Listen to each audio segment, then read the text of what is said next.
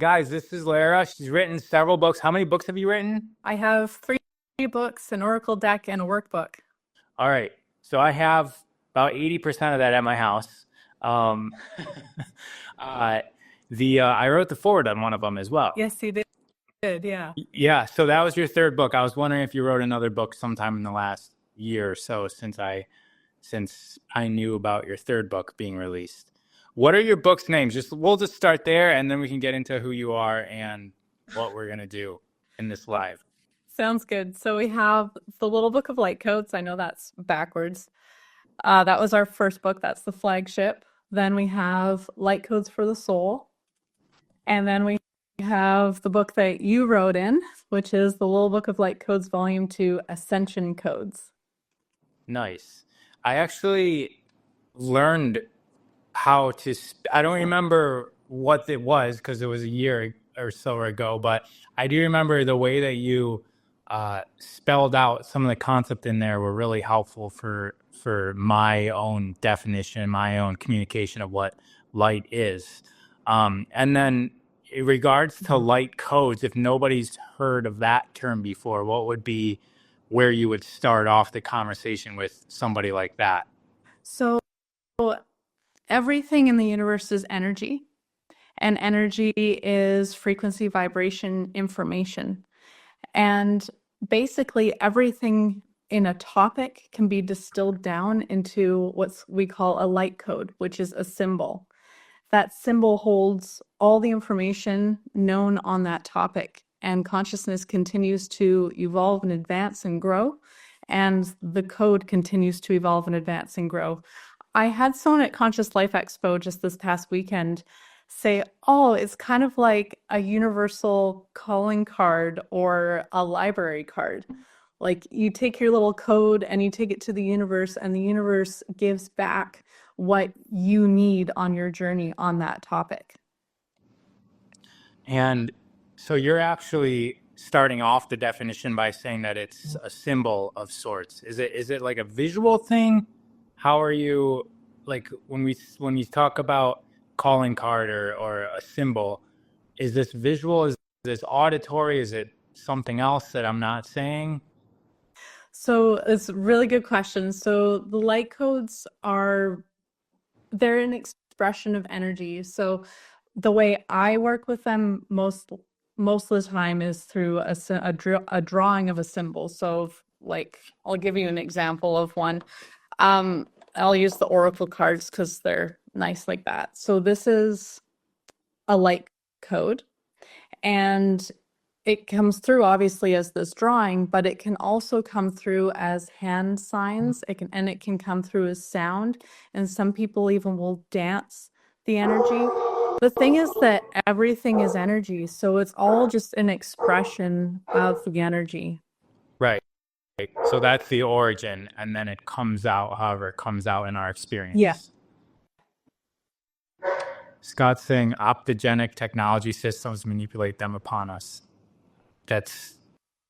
I can dissect what that means, but all right. So you're at Conscious Life Expo, guys. If you aren't familiar with Conscious Life Expo, it's an expo that happens every single year in around February in Los Angeles by the airport, LAX. It's an amazing place to go. It's been happening for several decades. I was there speaking last year. Lara's there speaking. I didn't get to go this last weekend though. So how was it? What sort of events were you involved with there? It was a wonderful weekend. It always is. The people who come through there are super conscious and eager to learn and share their wonderful energy. And I was blessed to be part of Interdimensional Beings, Starseeds, and Angels panel. I also had a lecture and a keynote. So my topics were all on light language and light codes, of course, and focusing on the heart, opening the heart, and connecting to the eternal heart essence, which is the part of us that lives on through all of eternity, that's continuing to grow and expand, and beyond, like even this universe, we go into the omniverse with the eternal heart essence. But there were amazing, amazing people at this expo. We got to see David Wolf. We got to see like Althea, which is Light Codes by Ayla. She's another light language channel. And yeah, amazing I people. was gonna ask you, is light language accepted? Like, is there science backing it? Like, how does it fit into, like, let's say, yeah, just like how does it fit in to mainstream versus like, is it still woo woo? Like, what is your perspective on that? I'd say it's still pretty woo-woo, except more and more people are accepting Reiki, and Reiki's light codes, and people can feel how the energy transmitted through Reiki sessions can really have a positive impact on their life. And I haven't tried it, but I've done a lot of work with Heart Math. I'm a Heart Math certified trainer, and I have some of their devices where you can measure your heart rate variability and how your heart rate is affecting your coherence levels. And I noticed personally when I meditate upon the light codes that it helps bring me into a more coherent state. I've had some interesting personal experience with the Carillion photography where I've had a photo taken and before working with the light codes, and it shows my aura and energy centers doing one thing, and then I meditate on the code and the picture changes. The Carillion photography shows that there's a shift happening. So I mean, it's all like my personal experience. I don't know if any actual scientists have done any work on it, but it would be very interesting. There's a lot of anecdotal information out there. Even I've had people come up to me, even at the expo this time, who work with these codes with children and have amazing experiences with the kids and how they're relating to the codes, and even autistic kids who are nonverbal being able to communicate in some way with the codes. And it's interesting that I've heard several times that nonverbal autistic kids are able to communicate in light language, which is essentially gibberish, except there's energy transfer with the gibberish, which is what makes it so powerful. So I can see a lot of really amazing potential here with light language and light codes in a variety of ways. All right, so it is gibberish. It is gibberish because it's just sounds. It's sounds that our minds don't comprehend. But it's not about the sound necessarily. It's about the energy that's conveyed through the sound. And how is that? So when you say that, it reminds me of speaking in tongues. Yes, it is speaking in tongues. So that's a synonym. Like it's essentially, from your perspective, the same thing. Yeah, I have heard, I've never been in a church where people have spoken in tongues. I don't know the state that those people are in. So I don't know if they're conscious. I don't know if something is coming over them and they're moving. Like I don't know the details of that. I know my personal experience, and I know many others who are speaking light language, and their experience that they've shared with me, where we stay very conscious and we are expressing the energy. And a lot of us even see the energy that we're expressing. Typically, what I've noticed is light language comes through in either an information base or a healing base. So the information is something that can be translated into a human language, such as English. So I'll do that often in my transmissions, is I'll speak light language and then I'll stop and I'll translate it into English, and then I'll continue on in the light language, and I'll go back and forth so that the logical mind can have some deeper understanding of what's going on.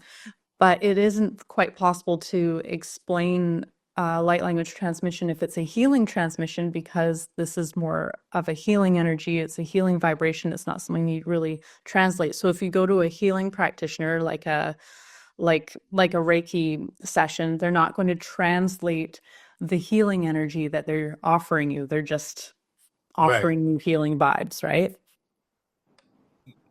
because language is very limiting.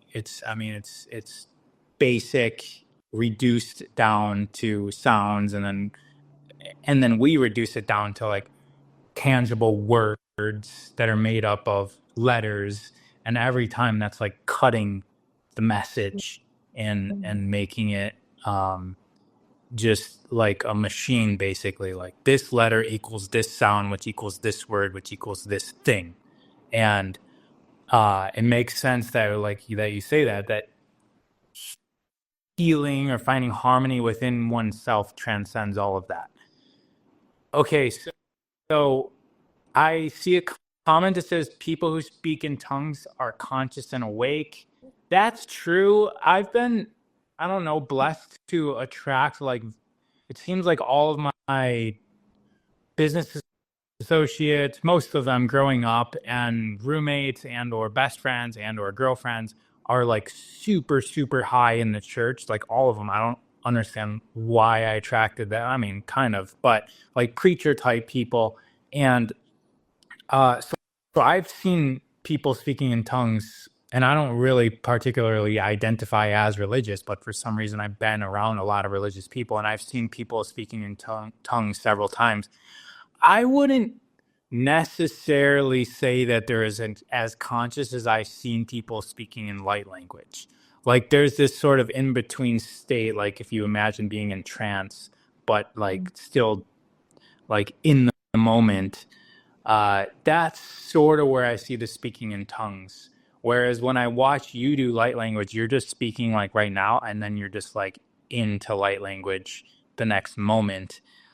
So it does seem like maybe you have more practice than somebody who's just being overwhelmed by the moment of the tongue speaking.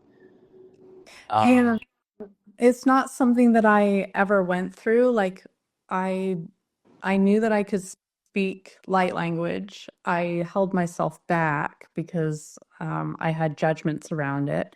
And then when I finally just allowed it to flow, I certainly felt the vibration of it, but I didn't understand really what was happening. So then I was on a quest of learning what the heck was going on, and understanding energy more and studying energy, learning how to be an energy healer and how energy flows and moves, the different qualities to energy, and then also practicing my channeling skills.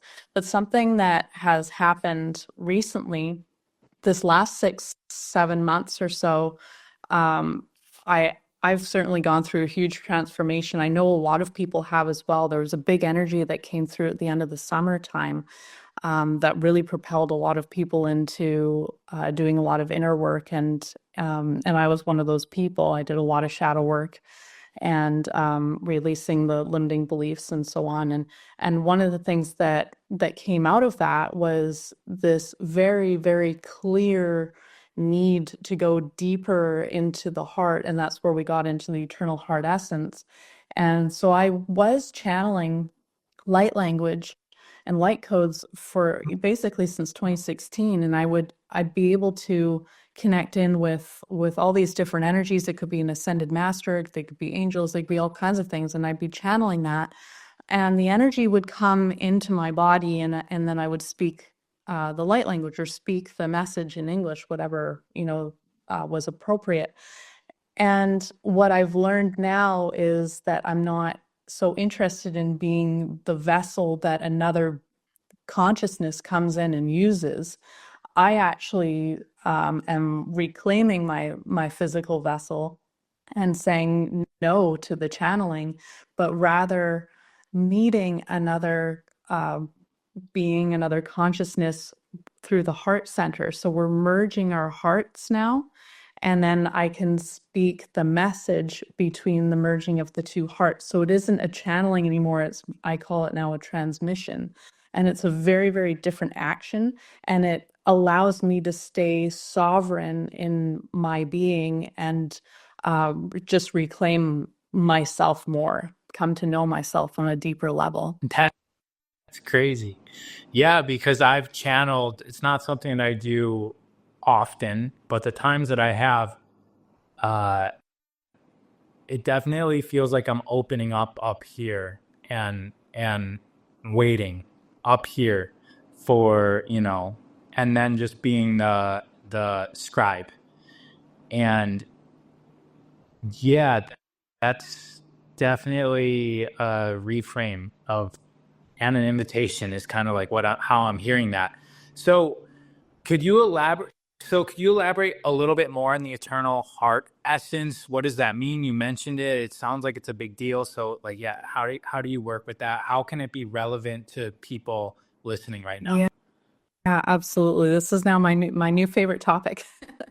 So, the eternal heart essence and how I've come to be with it is the part of the heart, the sacred heart, you could call it, that lives on through eternity.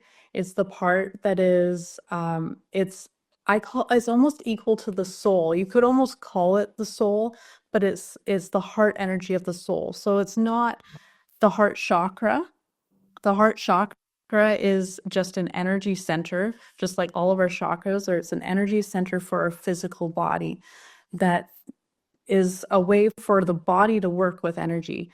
The eternal heart essence runs actually through the whole body. I've tracked it through the meridians, the nervous system, and it is running through, I believe, the fascia as well. So which is why doing the maneuvers are very, very helpful. Opening up the fascia, breathing with the fascia, it helps us. If we know about the eternal heart essence, then it can help us connect in that way as well, which is really, really magical. The eternal heart essence is the part of us that can never be created or destroyed. It is truly energy, right? What's the fundamental rule of energy? It cannot be created or destroyed. So no matter what happens as we experience our lifetime, no matter how many heartbreaks or how much confusion we have, this eternal heart essence lives on in perfection. So it is a high heart essence. The heartbreak that we experience is, I would determine that as more of the low heart, the ego heart, because that's the part of us that can get confused and hurt easily. So if we want to understand something, let's say we're living in a world right now with a lot of confusion and a lot of turmoil, challenges. The eternal heart essence is the part of us that can make sense of it all, that can integrate it all, that can work with all these different energies. I'm seeing someone talking about EMFs and radio waves and all of that. This part of us isn't bothered by any of that.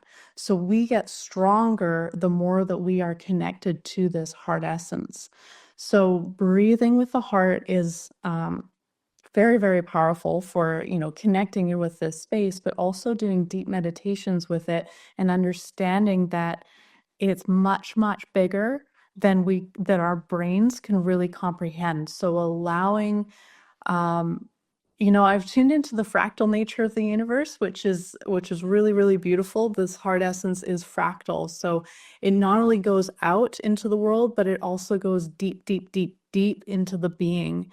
And as above, so below, the world reflects what's within. So going deep within the body to expand is the best way to work with the eternal heart essence. That's similar to Gary from Human Garage. He talks about, like, when we think about something like our aura, and he says, like, we don't have an aura. Like, it's not, it doesn't, it's more like the aura has a body. Like, we are a perspective or a focal point of this greater thing, call it entity, organism, that's pervasive, that it, like you said, it cannot be created or destroyed, is in everything, and always has existed, always will exist. Like, that's kind of the universal definitions of energy. It's also the same definition for God, right? Omnipotent, omnipresent, omniscient. That's like, it's all the same thing. You mentioned breathing with the heart. Is that a specific technique? Yes, it's actually a heart math technique, heart focused breathing. I like to practice that while also focusing my attention on my feet because it is very, very important that we be grounded in our bodies, take up space in our bodies, and feel into our feet. A lot of people, especially in Western culture, we live from the waist up at best. So we're not feeling our knees, we're not feeling our ankles, we're not feeling our toes. And therefore, we experience a lot of anxiety. We experience a lot of monkey mind because the energy is all up here. And we need to be in our feet connected to the earth. We are in physical earthly bodies. Our bodies belong to the earth. And we actually should be creating a relationship with the earth that would bring about a lot more health and well-being, I think, for the physical body as well as for our minds. So breathing slowly and deeply as though you're breathing in through the heart space and exhaling through the heart space while also having attention on your feet has proven to be very, very helpful for me.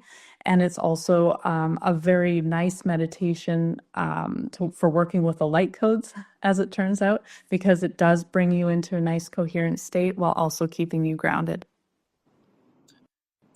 Thank you for that.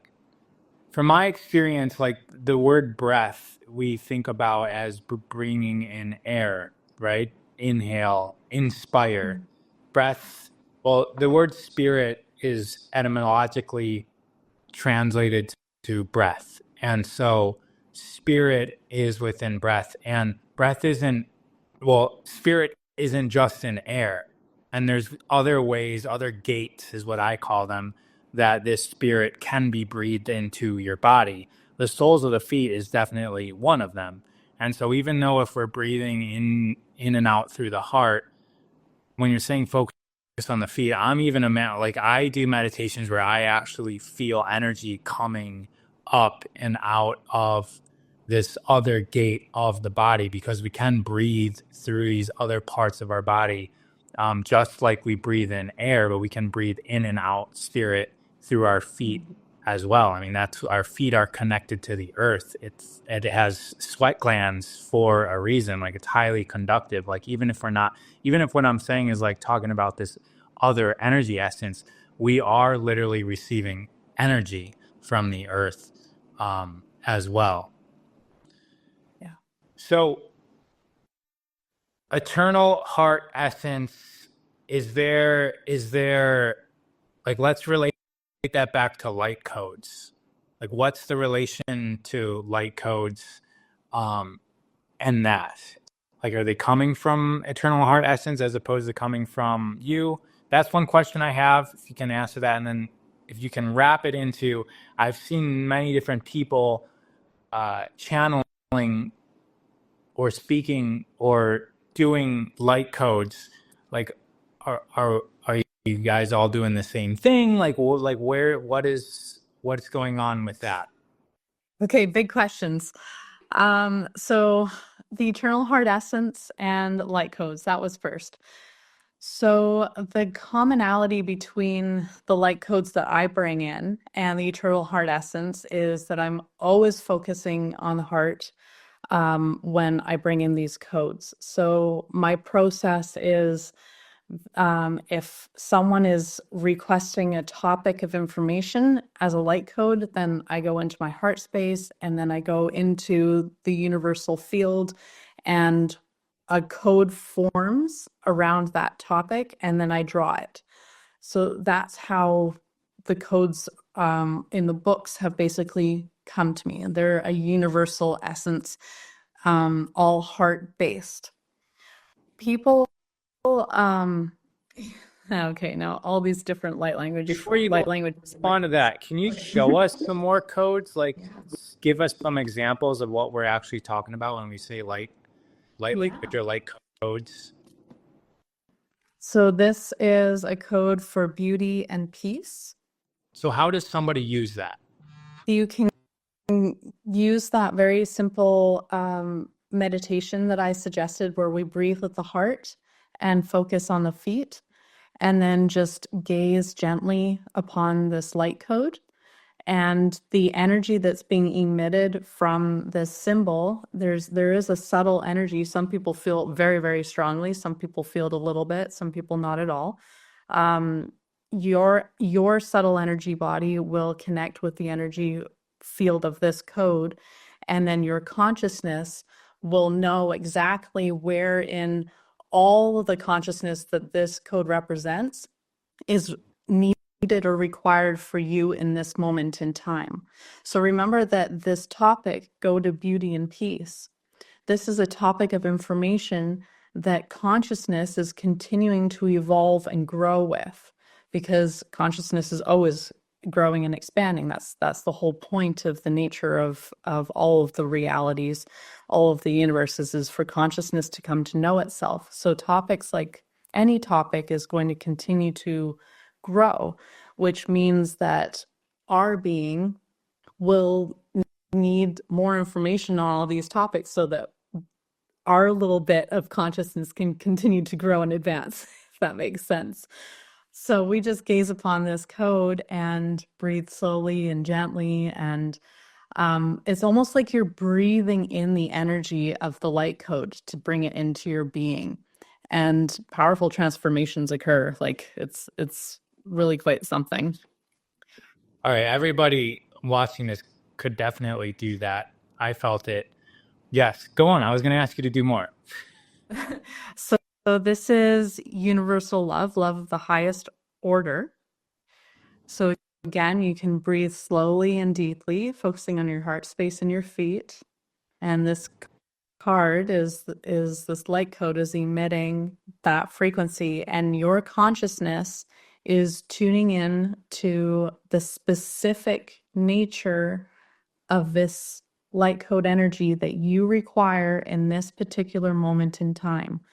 That's going to be different from 5 minutes from now. It's going to be different tomorrow, 6 months from now, because you're going to be a different person, which is what makes these codes also so magical, is that it's like they grow with you.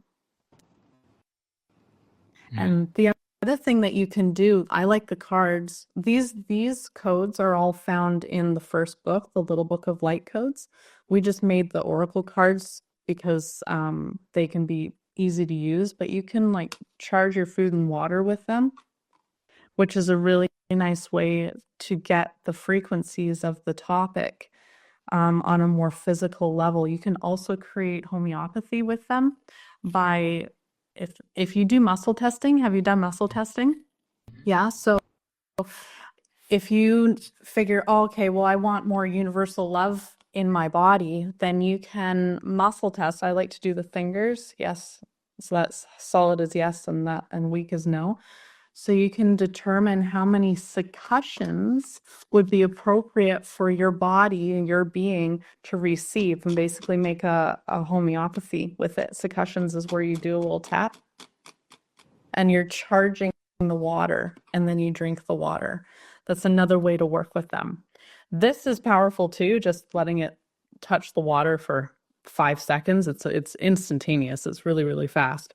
But the succussions gives it a little different vibration somehow. Of course, this is all anecdotal. I'd love somebody to try and test this out. But yeah, I've made homeopathy for myself, and it's been very, very powerful with the symbols.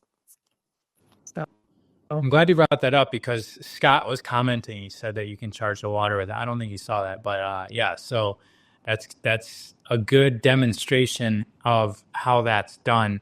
I think we should do a couple more, like in 10 or 15 minutes, so that we could have some more experience of that. So when you look at crop circles, what do you see? um, they're they are energetic imprints. I do feel like they are coding the earth. So coding the earth, the reason why this is happening right now, I'll go into my little spiel of what the energy is what the energy is that we're all dealing with. So the Milky Way galaxy, at the center of the Milky Way galaxy, we have the Great Central Sun, which is a large cluster of stars and galaxies all compacted, and it's really, really bright. So bright that it emits a photon belt on a plane like this. We call it in spirituality a photon belt. NASA calls it something else. I don't know. It's something like increased photon excitability, or I don't know, some weird thing. But there are articles on the NASA website about this, that we are passing through this photon belt. This happens every 20, well, we go The through it Van every Allen 12,000 radiation belt. Oh, that's in the galaxy. Sorry, go on. Sorry to interrupt. That's okay. So it takes approximately 26,000 years to make one full revolution around Oh, the Milky Way, 25,920. right? And then so about 12,000 some odd to make it halfway around. So every 12,000-ish years, we end up in the photon belt. And during that time in the photon belt, that's where the Vedics call the golden age. And this is literally a time where we are experiencing more light hitting us. So we're seeing that in a variety of ways. There's a lot more solar activity.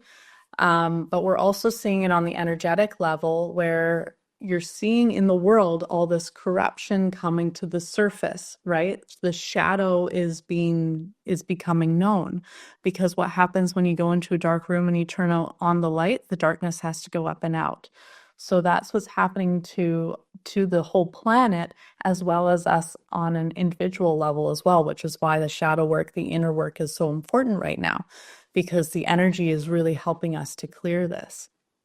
So it's also why more and more people are tuning into light language and light codes, because we are in a literal physical increase of light photon activity, and connection to those energies comes through in light language and light codes. It's just the way it is. What would you say to somebody who like is starting to feel maybe something similar to light language? Maybe they don't know what it is, or what they would call it is a different name.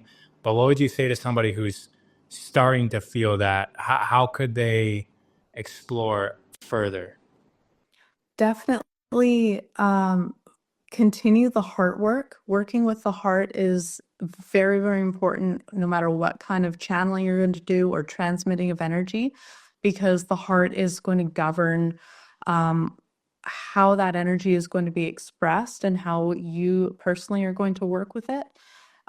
There's a lot of different energies out there that are on a like, some of them are really beneficial, some are less than beneficial, and we want to work with the ones that are really going to help us the most, and the heart ensures that that is going to happen. Oh, So well, that's definitely, the governor. yeah. Like, make sure you go into the heart so that you're full and safe. Not that we should be inducing fear into ourselves. No, it's about it's about taking back your power. Okay. All right. So, what was your journey like when you started? So, I started very, very young. Actually, I remember having conversations with spirit when I was about 5 years old, and I experienced some traumatic life events around that time, and I got mad at spirit and said I can't live in both worlds. So I cut them off and just focused on being a human. And then it all started coming back to me when I was maybe 14, and started seeing energy and getting more interested in the spiritual world again. Then in about 2015, I discovered Reiki and thought that was pretty cool. So I got all the different attunements. And it was soon after that that Spirit woke me up at 4 in the morning. In the darkness of my bedroom, I had 5 light codes in this brilliant silver floating in the darkness of my bedroom. My body was vibrating. It was like really a powerful moment and experience. And from that day forward, I've been able to bring in these light codes.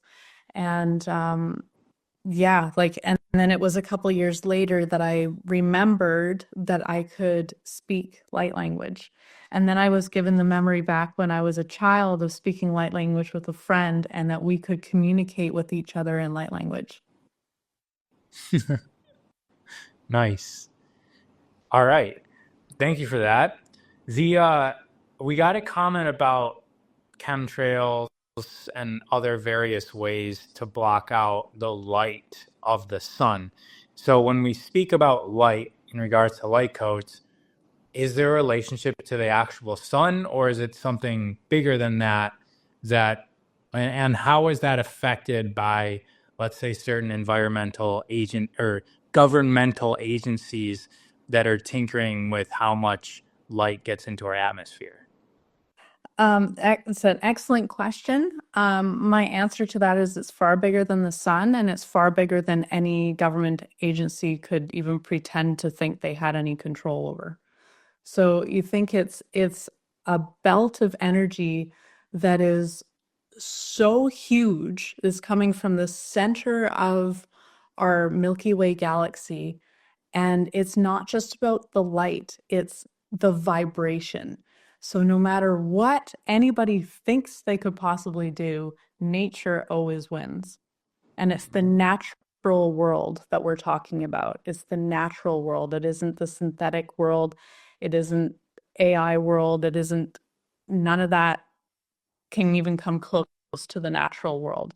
So we're entering a time where we have entered a time where a lot of there's a lot of disruption on a lot of different levels because there's these different agendas that are getting played out, and that's all okay because they kind of have to be right now. Like it has to become clear. People have to understand that that we are really powerful, beautiful beings, and nothing's going to stop Mother Earth from doing what she needs to do either.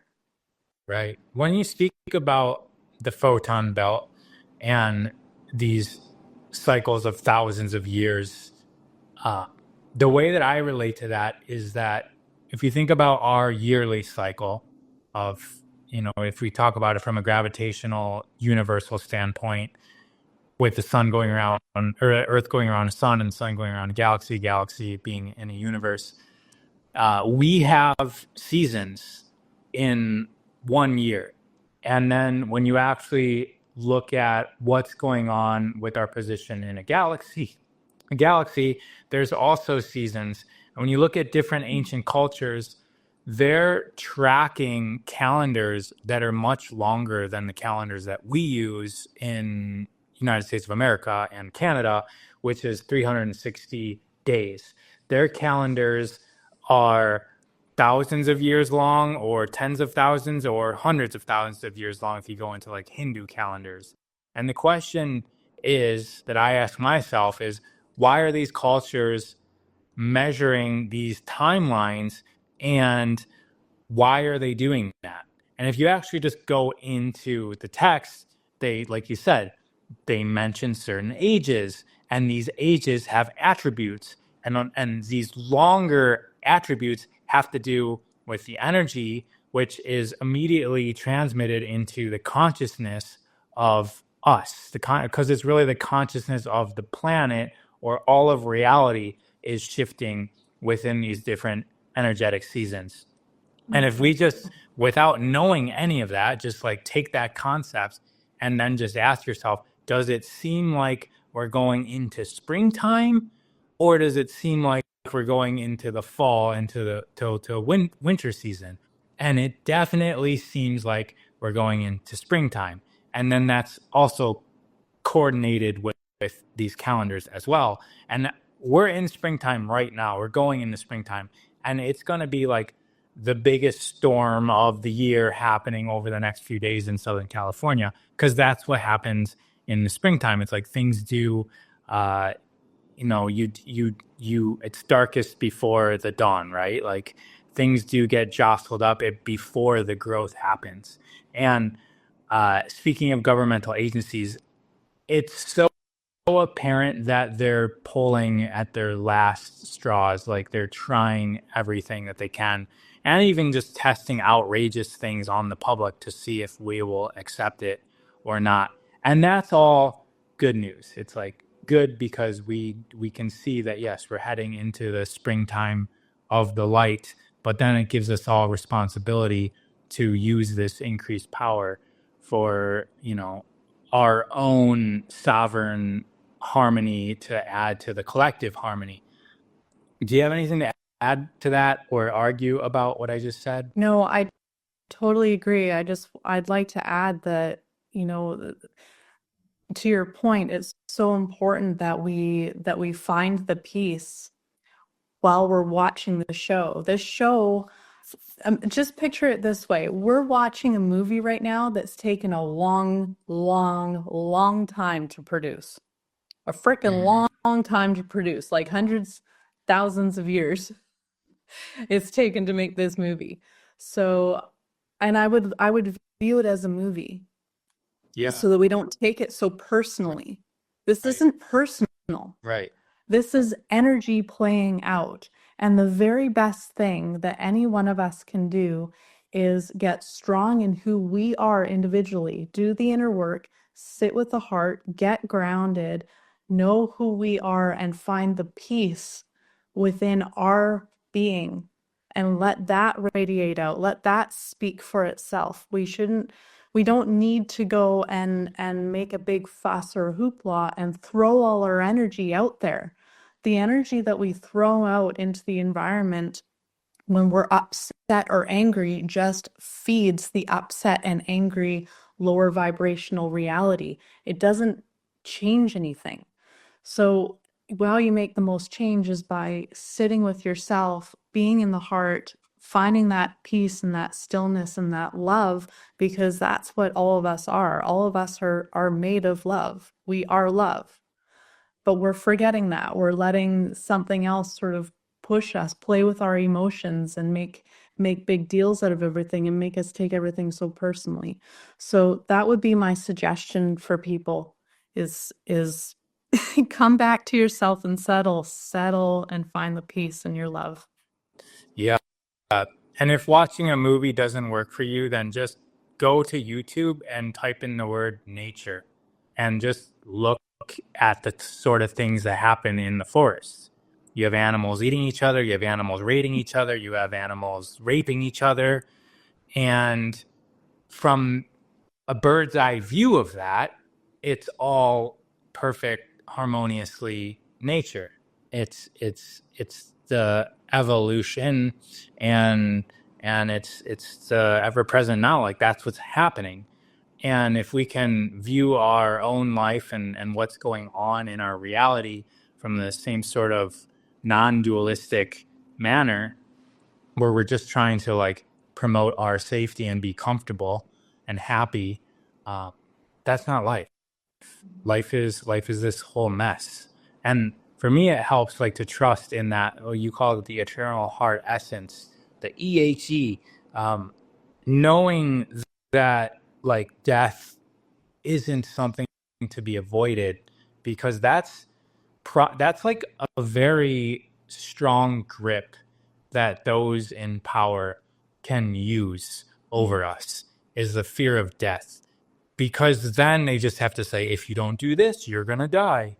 And then we just kind of like are like being led with this carrot, you know, where it's like, or if you don't do this, you're going to be uncomfortable. But knowing that like we transcend this lifetime and we won't have to be so easily convinced to go into directions that don't serve universal love, as you put it. Yeah, And it's a that's good point. It's a good point, the dualistic nature. That's exactly right.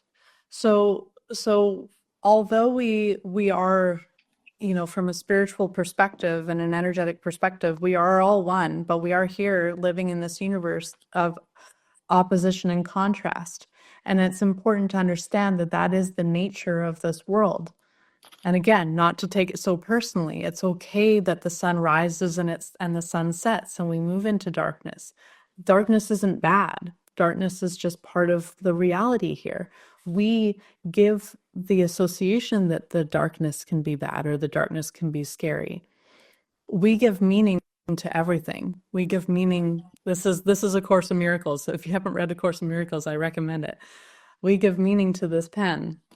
We give meaning to the chair that I'm sitting in. We give meaning to the phone. We give meaning to everything we experience. We give meaning to it.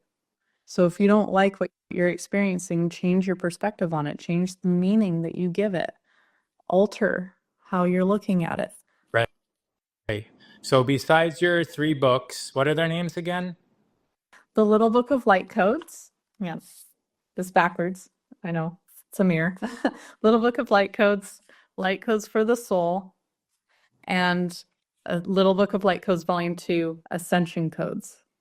All right. So you have those, you have your workbook, and then you have the card deck. Besides that, yes, let's do, after this question, let's do another light code Okay. meditation, transmission, experience, whatever it is. Besides those, how else do you work with people and work with the public? So we have a YouTube channel where we have lots of transmissions, light language transmissions, things to like raise the vibration in your house or clear the energy in your house, or messages from different star systems and stuff. So we do all that. Also do some one-on-one coaching and healing. I do distance healing as well as personalized light codes and soul signatures.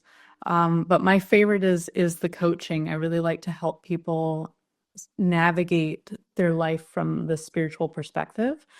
And then we have a TV show on soulsearch.tv. And that is a really, really good place to go if you're curious about what light language and light codes are, to gain a nice foundation. And we give lots of examples throughout that series of light language and light codes. So was that like a course on Soul Search? No, it's like a 12 episode series. That's Yeah. Yeah, it starts off with what is light language, and we go right from the base and we move our way And up. how long? Because they talked to me about that, and I never took a step forward into that. How long are each episode? My episodes are around 20 minutes each. Okay. If And you're looking for high vibe content, then Soul Search is a good place to go. Yeah. And then so so we got at Light Codes by Laara, Laara is how you spell that, on Instagram, and then you just look that up on YouTube as well, right? Yeah, so everything is Light Codes by Laara. My YouTube, Facebook, website, everything. Great. All right. So do you have a favorite that we haven't seen yet? No, because this one was my favorite, but this is a good one. This is about letting go. All right. So for people just joining, can you re-explain how to gaze at this? Absolutely. So this light code represents the energy frequency of letting go. And all you have to do is tune into your heart space by imagining as though you're breathing in through your heart and out through your heart at a slower and deeper rate than usual. And I also recommend feeling into your feet to help ground your energy and bring this energy into your body. So this is a universal frequency light code for letting go.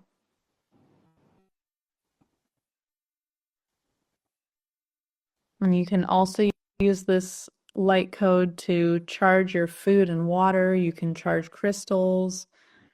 You can make homeopathy with it by doing the succussions. I know people who have given this to their pets. They charge their pets water. I know people whose animals will literally curl up next to the books. They like the energy that the books give off, and they'll like curl up on top of the book. Man, so I actually felt the feet thing differently than how you explained it before. Because when you explained it before, I just went into like how my relationship with breathing and feet worked. But that time I just listened to you. And yeah, it felt like it took that energy and like weight it like weighted down my feet uh, to like pull it into, I guess, my root uh, differently than how I was imagining it before. But yes, so I like that. I like that. Like take what you're meditating and like focus on your feet, and it like brings it into your, like I felt it in my whole, like all of my legs. Nice. It's almost like you can, if you do a lot of breath work, which I know you do, you can tune into like the pores of your body almost, and it's like your whole body is breathing. Hmm. And then you can focus on your feet to make sure that it's anchored. And you can do that with the light codes too. So it's like your whole body is breathing and anchoring with every breath, all this beautiful energy. And then of course tuning into the heart space too. Do you have any like free light codes people can see somewhere, or is it just in your book? Yeah, my Instagram has loads. We actually did a really cool like an advent calendar over Christmas time for the month of December where we did 24 light codes. And you have to like swipe just like when you're a kid and you get the advent calendar with the chocolate inside. I was mimicking that. So you swipe to get the light code and then you can swipe again to read about what the light code is representing. So that's a really nice way to get some free light codes that you can play with. Okay, cool. Because people were commenting, asking to show the card again. But I think you could just go find a whole bunch more on your own at our website. Do you have anything else to add before we bounce out Yeah. of here? Yeah, because you did have a question about the different people speaking light Oh, language and if it was oh all the yeah. same. So here's what I know about this. So every single person has a higher aspects, has their own soul, has their own energetic signature. So you can speak light language for that signature. So it would be your own. But you can also speak light language or channel light language for a collective. So, for example, we can speak it for all of humanity. We could speak it for the plant kingdom. We could speak it for the cypress tree, like all of the cypress trees around the planet, that sort of thing. We could speak it for the frequency that the sun emits, for Venus, for the Milky Way galaxy. See what I mean? So we can, everything has a unique energetic signature, whether it's an individual or a collective or a part of a collective. All of those can be transmitted through light language. So when you hear other people speaking, hopefully they know what they're channeling.